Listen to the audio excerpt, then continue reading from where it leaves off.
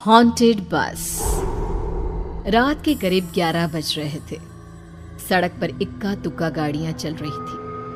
अपनी night shift खत्म करके शीला और निकिता बस स्टॉप पर खड़ी थी। आज तो हमें बहुत देर हो गई। पता नहीं घर जाने के लिए हमें कोई साधन मिलेगा भी या नहीं। अगर कोई साधन नहीं मिला तो कहीं रात इसी बस स्टॉप पर ना बितानी पड़े। अपनी काली जुबान बंद कर। जब देखो तब उल्टी बातें ही करती है। अरे कुछ देर रुक जाना, कुछ ना कुछ मिल ही जाएगा। लेकिन काफी देर तक इंतजार करने के बाद भी उन्हें कोई बस नहीं मिलती। धीरे धीरे समय के साथ साथ सड़क पर चलने वाली गाड़ियों का दिखना भी बंद हो जाता है। अरे ये देख, अब तो सड़क पर एक भी गाड़ी नहीं दिख रही। दूर दूर तक गाड़ी और किसी इंसान का नामो निशान नहीं है। एक काम करते हैं, वापस अपने ऑफिस चलते हैं। हम दोनों आज रात वहीं गुजार लेंगे। देख, तुझे अच्छी तरह पता है 10 बजे के बाद चौकीदार ऑफिस के मेन गेट पर ताला लगाकर अपने घर चला जाता है। ऑफिस जाने का कोई फायदा नहीं है। इस सुनसान सड़क को देख मुझे बहुत घबराहट हो रही है। एक काम करना, उसी चौकीदार के घर चलते हैं। वो भी तो परिवार वाला है। हम बेफिक्र होकर आज रात उसके घर पर रुक सकते हैं। अरे पागल, चौकीदार 10 बाई 10 की खोली में रहता है। उसके 4 बच्चे हैं। मतलब वो हमें अपने घर में कौन सी जगह देगा। अब तू ना ये बेकार की बातें बंद कर और चुपचाप खड़ी रह। शायद कोई लिफ्ट ही मिल जाए।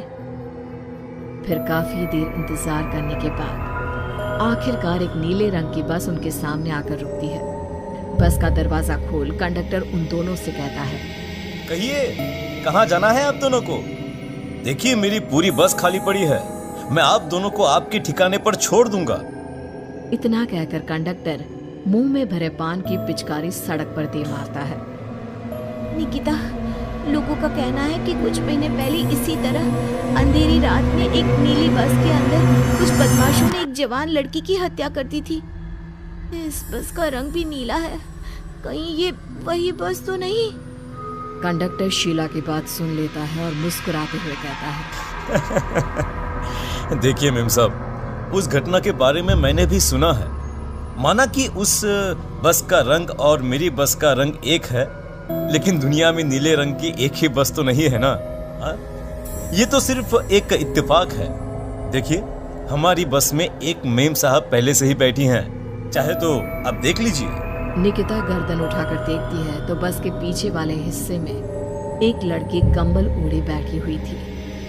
सही तो बोल रहे हैं भैया, बस पे पहले से एक लड़की बैठी है। चल अब हम भी बैठ जाते हैं, वैसे भी बहुत देर हो गई है।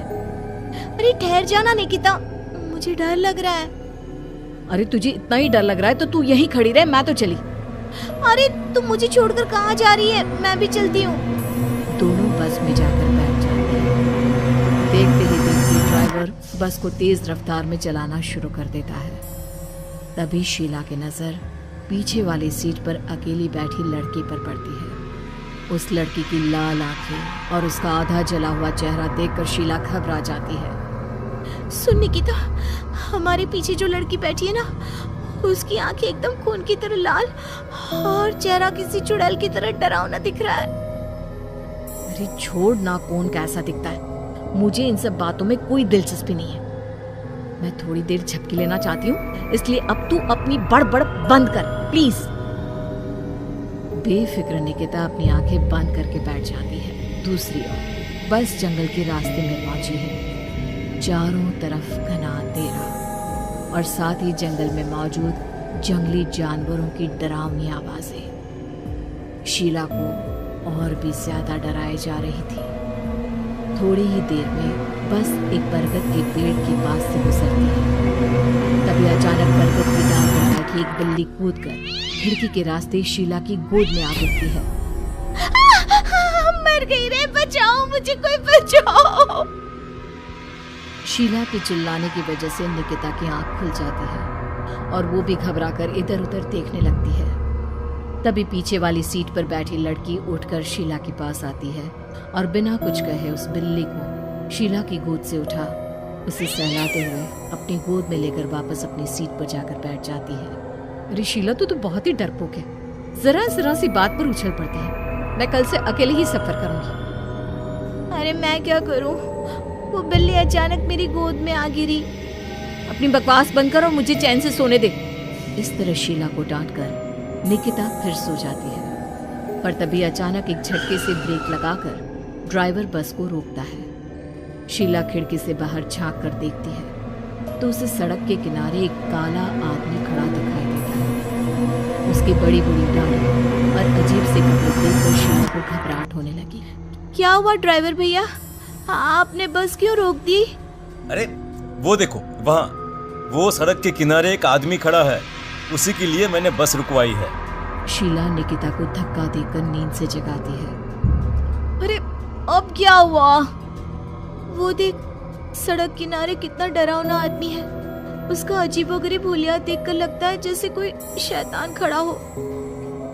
अब शीला की तरह निकिता भी उस आदमी को देखकर थोड़ा डरने लगती है। कंडक्टर, क्या तुम उस आदमी को बस में चढ़ाने वाले हो? उसे देखकर हमें डर लग रहा है, उसे बस में मत चढ़ाओ। अरे डरने की कोई बात नहीं है मेम साहब, ये आदमी जंगल के पीछे वाले गांव में रहता है। ये रोज इसी वक्त मेरी बस में बैठकर पड़ोस वाले गांव में जाता है। और वैसे भी ये बेचारा गूंगा है। अगर आप लोगों को डर लगता है तो मैं इसे ड्राइवर के बगल में बिठा देता हूँ। अच्छा ठीक है। फिर कंडक्टर का इशारा पाते ही वो आदमी बस में सवार हो जाता है। ड्राइवर दोबारा एक्सीलेटर पर जोर देकर बस को आगे बढ़ाता है। थोड़ी ही देर में बस एक घाटी पर चढ़ती है। बस के एक तरफ गहरी और डरावनी खाई थी, पर ड्राइवर को इस बात से कोई फर्क पड़ता नजर नहीं आ रहा था। वो लगातार बस की रफ्तार बढ़ाकर बस चलता जा रहा था। ड्राइवर भैया, आप देखते नहीं क्या बगल में इतनी गहरी खाई है? बस की रफ्तार लगातार बढ़ाए जा रहे हो, थोड़ा धीरे चलाओ ना। अरे मेम साहब, घबराने की कोई बात नहीं है, ये तो मेरा रोज का काम है। मैं तो यहाँ इसी रफ्तार से बस चलाता हूँ। अब बेफिक्र होकर अपनी सीट पर बैठ जाइए, आपको कुछ नहीं होगा। ड्राइवर के कहने पर निकिता शांति से बैठ जाती है। कुछ दूर चलने पर अचानक ड्राइवर बस को सड़क के किनारे रोक देता है। शीला एक बार फिर खिड़की के बाहर झांक कर देखती है, लेकिन इस बार उसे कहीं कोई दिखाई नहीं देता। अरे अब क्या हुआ? तुमने बस क्यों रोक दी? यहाँ तो दूर दूर तक कोई भी नहीं दिखाई दे रहा। ड्राइवर उसकी बात का कोई जवाब नहीं देता, पर कंडक्टर बोल पड़ता है।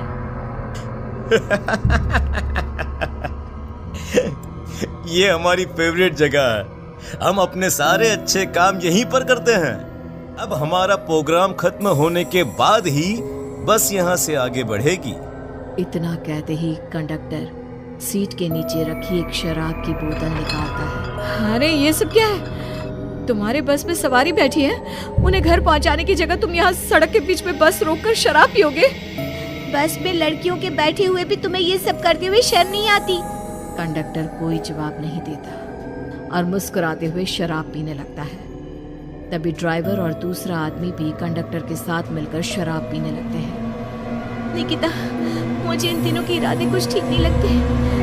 हमने इस बस में बैठकर बहुत बड़ी भूल कर दी। तू घबरा मत, मैं हमेशा अपने पर्स में छोटा सा चाकू रखती हूँ। उसके रहते ये तीनों हमारा कुछ नहीं बिगाड़ पाएंगे। देखो गज्जू भैया, हमारी बस में इस समय 3 जवान लड़कियां बैठी हैं। कहो कहो सबसे पहले किसका शिकार किया जाए? मैं तो कहता हूँ कि सबसे पहले वो जो पीछे अकेले जो बैठी है ना, उसे पकड़ कर लाओ। उसके बाद इन दोनों का प्रोग्राम फिट करेंगे। ठीक है, जैसी तुम्हारी मर्जी। अब वो आदमी पीछे वाली सीट पर बैठी लड़की के पास पहुंचकर उसका हाथ पकड़ लेता है, लेकिन तभी अचानक उस लड़की की आंखें जरूरत से ज्यादा बड़ी और लाल होने लगती हैं। उसका चेहरा गुस्से से लाल और उसके मुंह से नुकीले दांत दिखने लगते हैं। अरे अरे अरे ये क्या? ये लड़की अचानक इतनी खतरनाक कैसे बन रही है? इतने में वो लड़की उस आदमी को उठाकर वहीं सीट पर पटक देती है। मुझे हाथ लगाएगा, तेरी इतनी हिम्मत! जोर से चीखते हुए वो लड़की उस आदमी पर हमला कर देती है और पल भर में ही उस आदमी का काम तमाम हो जाता है। ये देख ड्राइवर और कंडक्टर के होश उड़ जाते हैं। इतने में ड्राइवर अपनी जान बचाने के लिए तुरंत बस से बाहर कूद जाता है। पर तभी बस के पीछे की तरफ से तेजी से आ रहा एक ट्रक उसे कुचल कर चला जाता है। एक ही पल में अपने दोनों साथियों की मौत देख अब कंडक्टर के हाथ पैर कांपने लगते हैं। ये सब देख निकिता और शीला के भी होश उड़ जाते हैं। वो चुपचाप अपनी सीट पर ही छुप कर बैठी रहती हैं। अरे अरे कौन हो तुम और तुम इतनी भयानक कैसे बन गई? अब वो लड़की गुस्से में गुर्राते हुए कंडक्टर का गला पकड़ लेती है। इतनी जल्दी मुझे भूल गए? कुछ महीनों पहले तुम तीनों ने बड़ी बेरहमी से मेरी हत्या की थी और फिर शहर छोड़कर भाग गए। कई दिनों से मैं तुम तीनों के इंतजार में भटक रही थी। आज जाकर मेरा बदला पूरा होगा। अब तू भी अपने साथियों की तरह जहन्नम पहुंच जाएगा। अब वो लड़की कंडक्टर को उठाकर बस के पास मौजूद खाई में फेंक देती है। कंडक्टर एक बड़े पत्थर से जा टकराता है और उसकी भी मृत्यु हो जाती है। दूसरी तरफ ये सारा नजारा देख शीला और निकिता बेहोश हो जाती है। अगली सुबह जब उन दोनों को होश आता है तो वो अपने आप को एक सरकारी अस्पताल में पाती है।